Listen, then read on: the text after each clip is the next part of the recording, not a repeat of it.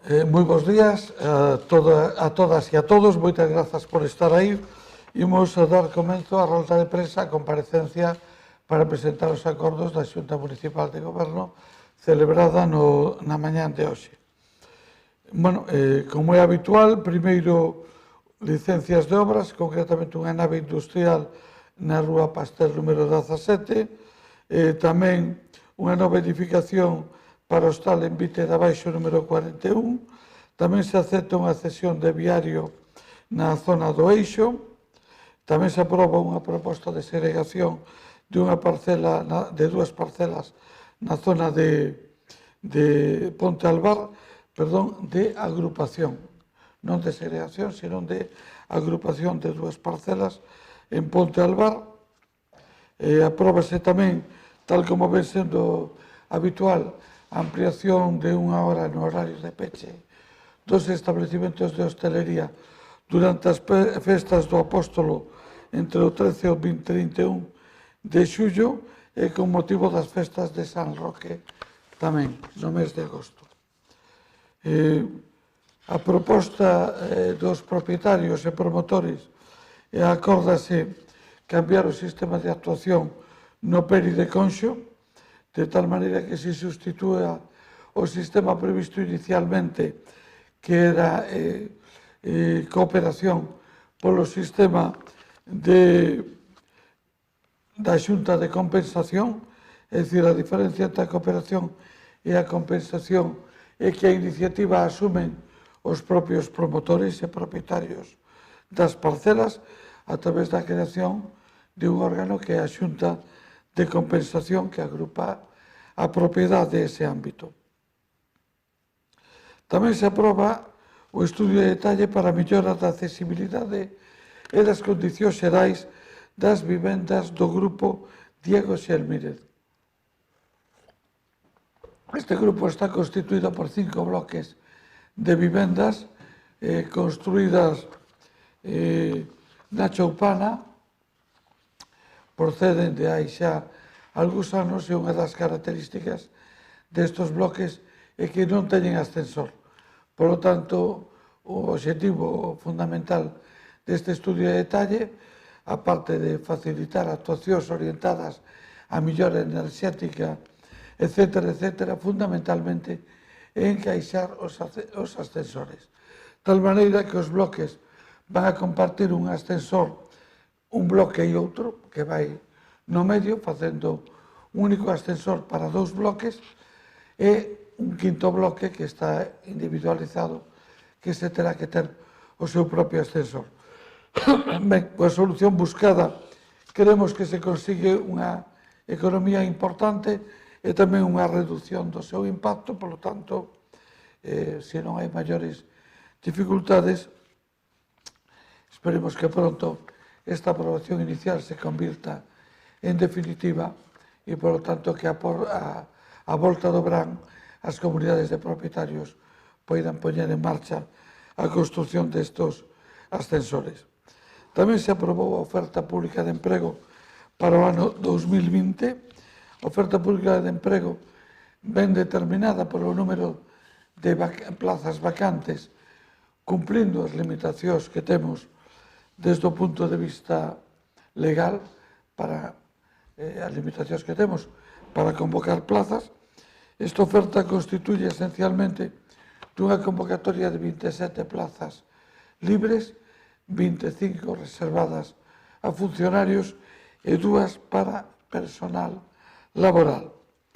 Na documentación que reciben ven a composición que ten esta oferta e tamén no ámbito de promoción interna se convocan 19 plazas, 14 reservadas para personal funcionario e 5 para personal laboral.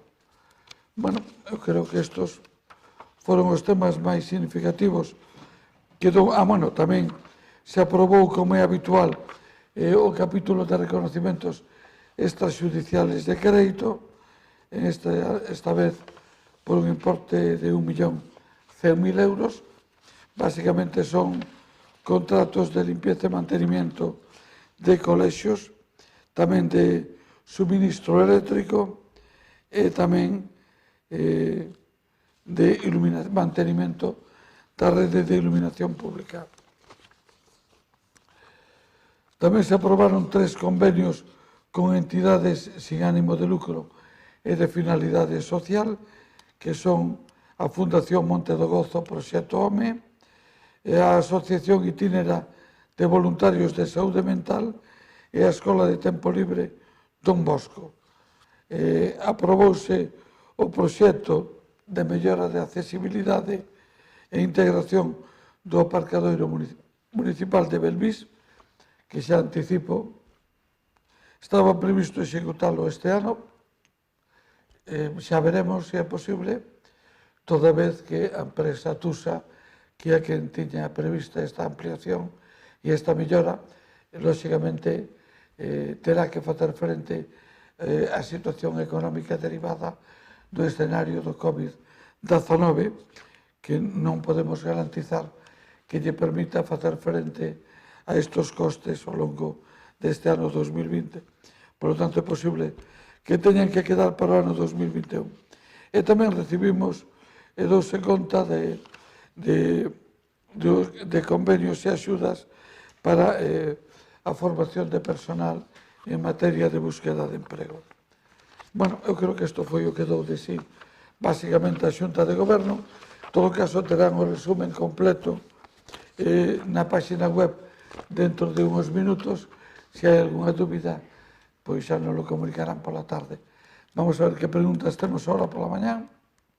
En primeiro lugar, Paula da COPE ten 2 preguntas. A primeira, sabe se será vostede oferente na cerimonia do Apóstolo? Bueno, bons días, Paula. Sempre é a primeira pregunta. É de Paula. Bueno, é a máis rápida. Penso que non, pero non me corresponde a min decir nada sobre quen será oferente hasta que a Casa Real non o faga público oficialmente.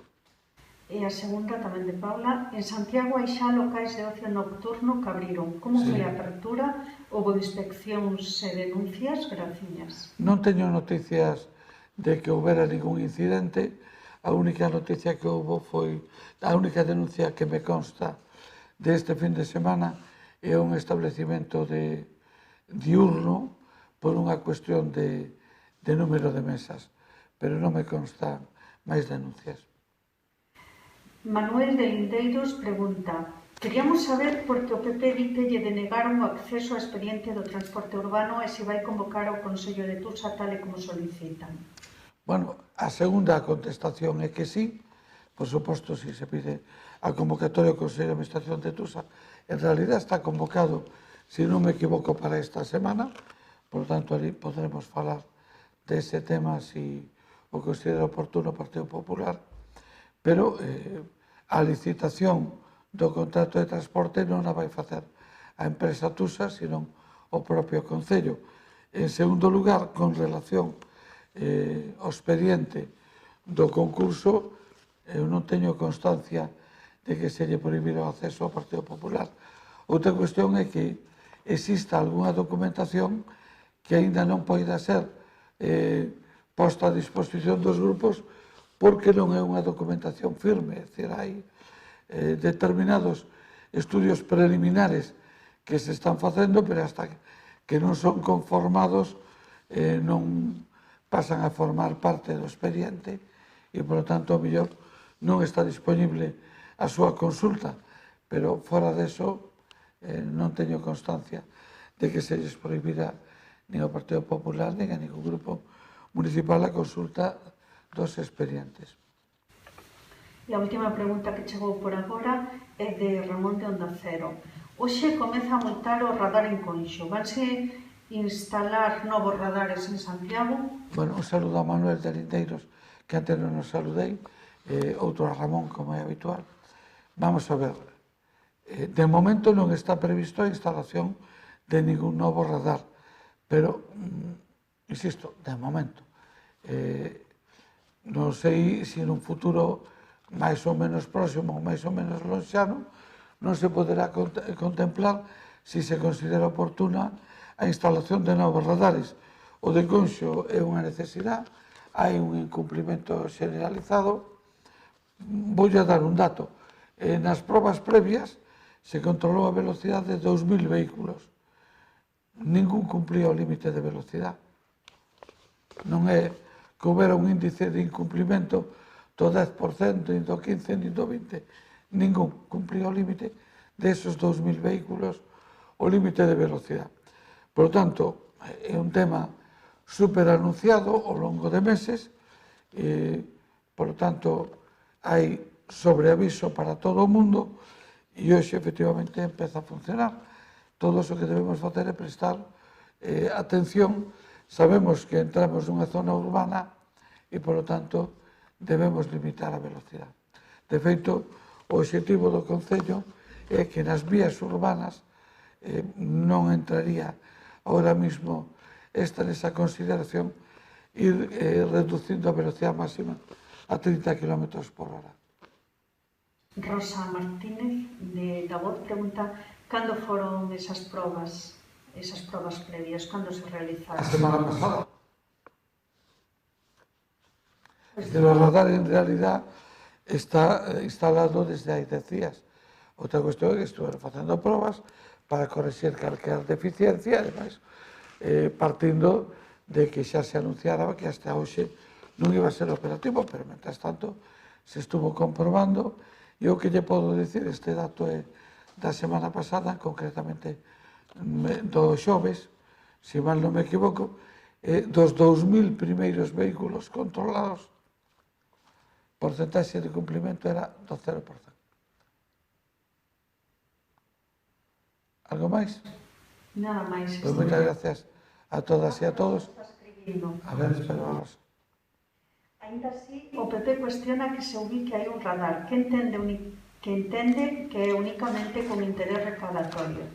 Iso parece mentira, porque o Partido Popular, de feito, instalou radares e instalou fotorroxos en Santiago, e desde logo non creo que o afán fora recaudatorio. O noso objetivo é reducir a siniestralidade e conseguir que daquela que se produzca sea o menos grave posible. O ano pasado tuvemos 0 fallecidos en accidentes de tráfico no casco urbano. Temos que facer todo o posible por preservar este resultado, e todos nós sabemos que a velocidade é un elemento esencial tanto na produción de accidentes como na gravedade dos mesmos. Por tanto, se reducimos a velocidade media de circulación nas rúas da cidade a 30 km por hora con carácter habitual, eso nos permite dúas cousas. Primeiro, menos accidentes. Segundo, menos graves. E terceiro, nos vai permitir facer compatible o uso do automóvil con outros medios de transporte, como pode ser a bicicleta ou incluso o patín eléctrico, que tamén terá que circular polas vías de circulación e non polas beiras rúas. Por tanto, o noso objetivo é reducir siniestralidade e reducir a gravedade da siniestralidade que se produzca no caso de que esta se produza. E, desde logo, o dato que acabo de dar de 100% de infracción, me sorprende a afirmación do Partido Popular, salvo que entenda que se debe facilitar a continuidade desa infracción, cousa que estou segura que non é así. Moitas grazas a todas e a todos. Listo?